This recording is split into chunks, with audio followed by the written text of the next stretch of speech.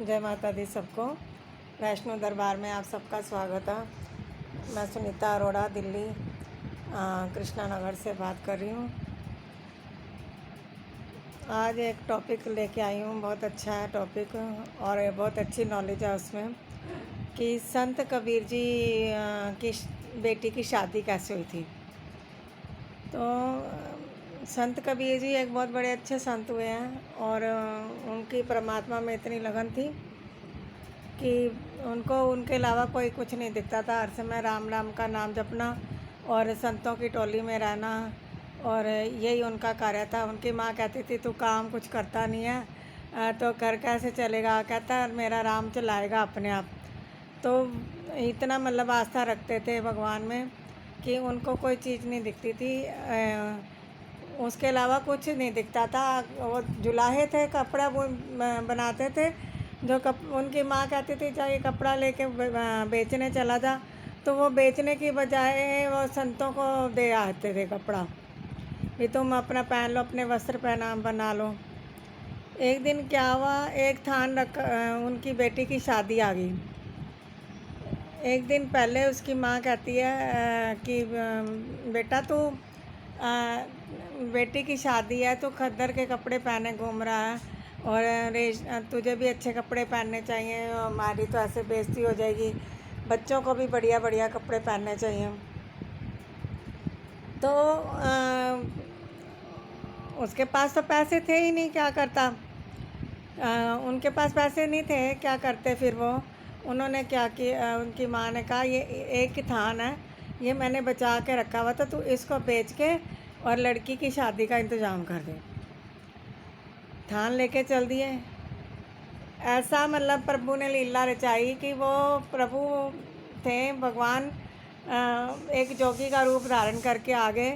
तो कहते हैं कि कबीर जी का घर कित्थे है, कबीर जी का घर देखना, मैं जाना। वो खुद ही कबीर जी थे। वो कहते हैं कि आप कबीर जी के पास किस लिए जाना है। कहते हैं मुझे कपड़ा लेना है। तो वो कहते कि चलो कोई बात नहीं, कपड़ा लेना तो मैं दे देता हूँ तुम्हें कपड़ा, कितना कपड़ा चाहिए। तो उन्होंने मतलब कि एक जैसे साधु संत कपड़ा पहनते हैं उस तरीके से फाड़ के उन्होंने थान में से दे दिया। फिर भी कहते कि वो भगवान कहते मुझे कबीर के घर जाना है। कहते मैंने उनके मन में विचार आया है कि मेरी माँ तो मुझे डांटेगी अगर ये घर आ गए, तो कहेंगे एक ही थान था, लड़की की शादी के लिए रखा था, वो भी ये साधु संतों को दे देगा। तो फिर उन्होंने क्या कि कहते मेरा ना मतलब कि ये कपड़ा थोड़ा है, ये कम है, मुझे ज़्यादा चाहिए। कहते कितना ज़्यादा चाहिए। कह रहे ये पूरे थान में मेरा काम हो जाएगा। तो उन्होंने कहा चल ले जाओ तुम, साधु संत को दे दिया।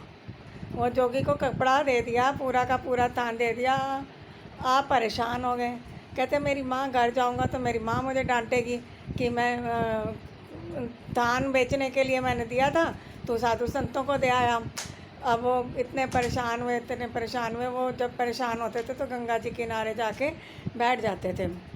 तो कहते हैं कि मेरी माँ तो कहेगी जिस राम का तू सहारा लेके चला था उस राम ने भी तेरी सहायता नहीं करी। तो चले गए, गंगा जी किनारे बैठे हैं, हैरान परेशान, वहाँ भगवान का नाम ले रहे हैं। तो भगवान कबीर जी का रूप धारण करके उनके घर पे आ गए।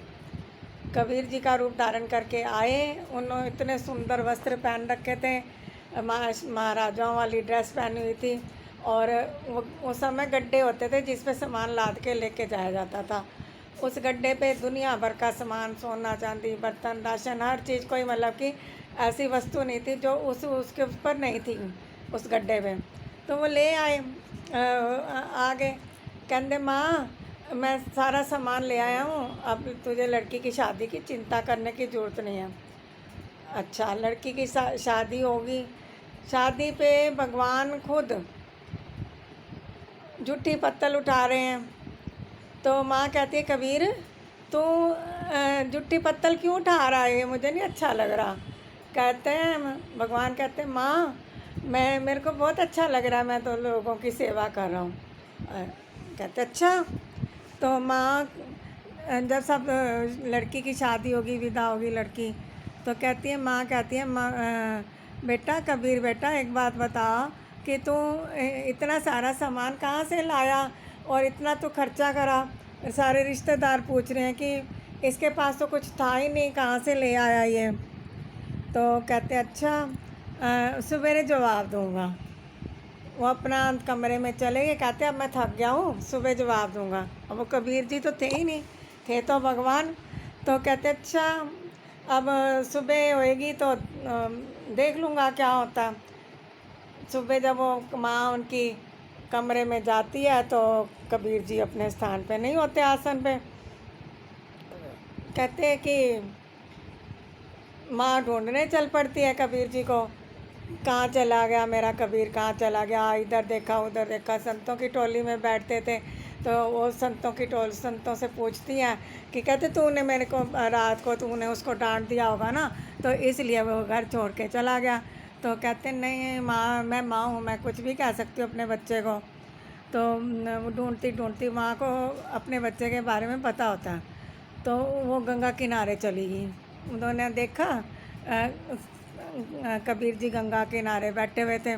माँ गई, कहती है तू यहाँ पे क्या कर रहा है, तूने तो इतना अच्छा काम करा है पूरे गांव में।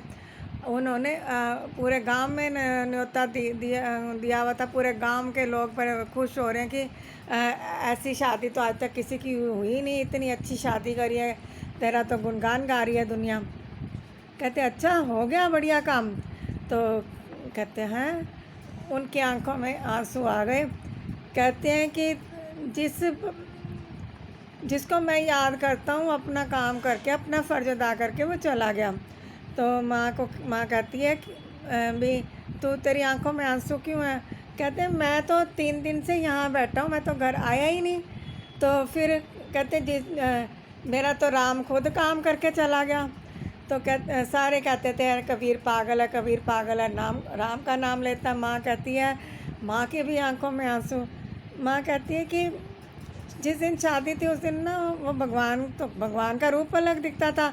उनकी माँ कहती कबीर आज तो तेरा रूप ही अलग दिख रहा है। तो पर पहचान नहीं पाई कि ये भगवान खुद आए हैं। तो कबीर जी कहते मैं तो 3 दिन से गया ही नहीं, मेरा तो राम खुद आके मेरा तो काम करके चला गया, मेरी बेटी की शादी करके चला गया। कहते अच्छा। उसकी माँ कहती है मैं लोगों को कहती थी मेरा कबीर पागल हो गया है, हर समय राम राम का नाम जपता रहता है। आज मुझे समझ आया कि मेरा कबीर पागल नहीं है, बहुत बड़ा संत हो गया है। तो ऐसे कबीर जी की शादी, कबीर जी की बेटी की शादी हुई और बड़ी धूमधाम से हुई। कहते हैं ना एक शब्द है, संतान दे कारज आप खलोता, सब कम सवारने आया राम। सबके संतों की काम प्रभु जिनकी विश्वास होता है, आस्था होती है प्रभु में, अटूट विश्वास होता है, उनका काम प्रभु खुद करते हैं। तो ये मैं मतलब कि स्टोरी इसलिए सुनाई कि आज मुझे याद आ गया कि आज कुछ अलग से ज्ञान बताऊं कि उनकी शादी कैसे हुई थी। तो जय माता दी सबको। जैसे कबीर जी की तरह तो हम बन ही नहीं सकते ना। वो तो मतलब कि अपना आप सब छोड़ के प्रभु के चरणों में थे कि प्रभु तू जो करेगा वही करेगा, मैं कुछ नहीं करने वाला, मैं तो उसके चरणों में बैठ गया हूँ। परंतु आजकल हमारे लोगों के अंदर तो वो विश्वास आस्था नहीं है ना, इसलिए हम पूरे उसकी परीक्षा में परवान चढ़ते भी नहीं हैं। तो वो मेरा मन बड़ा खुश होता है उनकी वो